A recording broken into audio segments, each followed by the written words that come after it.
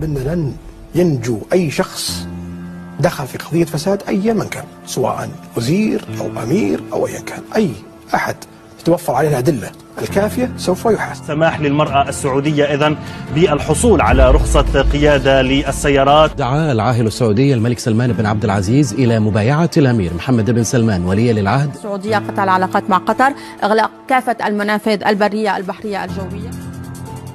مواجهات أمنية شهدها حي مسورة في بلدة العوامية من جانب الإرهابيين مع العناصر. إعادة المكافآت والبدلات إلى موظفي الدولة. سيسمح بفتح دور السينما في السعودية مطلع 2018.